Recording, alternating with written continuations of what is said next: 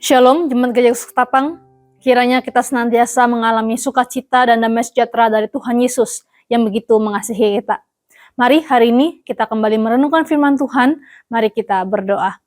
Bapa kami dalam surga, terima kasih untuk hari baru yang Kau sediakan bagi kami. Sekarang kami rindu untuk membaca dan merenungkan firman-Mu. Berbicaralah ya Tuhan, kami siap mendengar. Hanya dalam nama-Mu Tuhan Yesus kami sudah berdoa. Amin.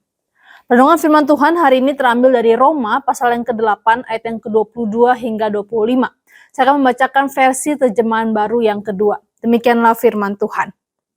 Sebab kita tahu bahwa sampai sekarang segala ciptaan sama-sama mengeluh dan sama-sama merasa sakit bersalin.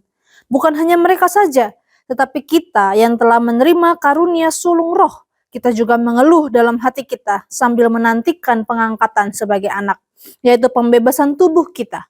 Sebab kita diselamatkan dalam pengharapan. Namun pengharapan yang dilihat bukan pengharapan lagi. Sebab bagaimana orang masih mengharapkan apa yang dilihatnya.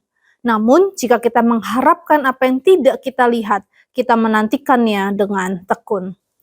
Terima kasih Kristus, Paulus dalam bagian ini sedang membahas penderitaan dalam hidup yang kemudian dia bandingkan dengan kemuliaan yang akan datang. Di ayat 22, Paulus menggambarkan bahwa dalam dunia ini semua makhluk, baik manusia maupun segala ciptaan yang lain, kita sama-sama mengeluh dalam hidup ini.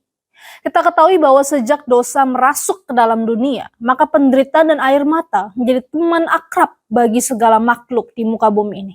Paulus katakan di ayat 23 bahwa kita yang adalah orang percaya, anak-anak Tuhan, tidak kebal dari yang namanya penderitaan dan air mata.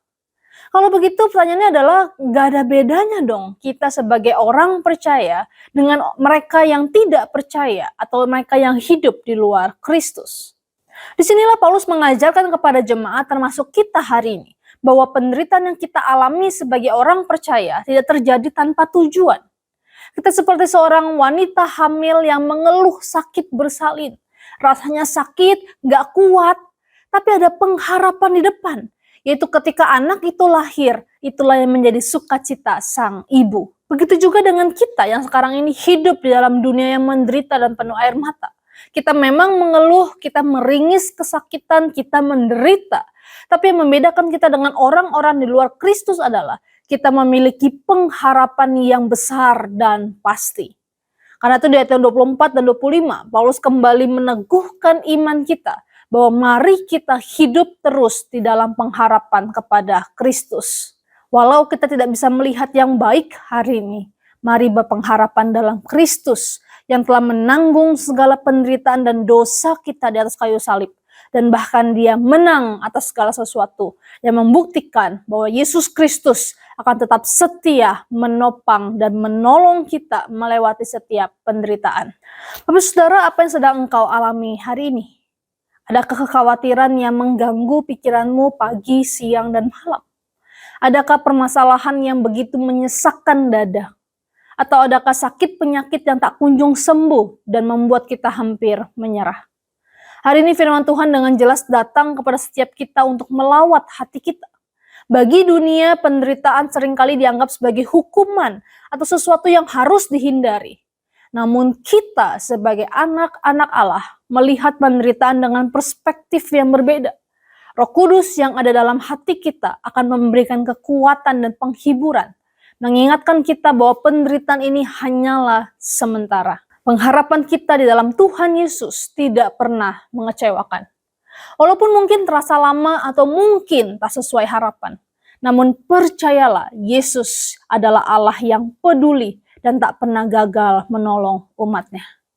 Hal itu Bapak Ibu Saudara, maukah engkau hari ini percaya kepada Yesus dan terus mengandalkannya hari demi hari? Kiranya Roh Kudus menolong setiap kita. Amin. Mari kita berdoa. Ya Bapak, terima kasih untuk firman-Mu yang menguatkan hati kami hari ini. Di tengah segala penderitaan yang kami alami, Engkau mengingatkan kami akan pengharapan yang pasti di dalam-Mu. Tolong kami Tuhan untuk tetap teguh, sabar, dan percaya kepada janji-Mu yang indah itu. Pimpin kami ya Roh Kudus untuk menjalani hari-hari ke depan dengan iman yang kokoh. Dalam nama Tuhan Yesus kami berdoa. Amin.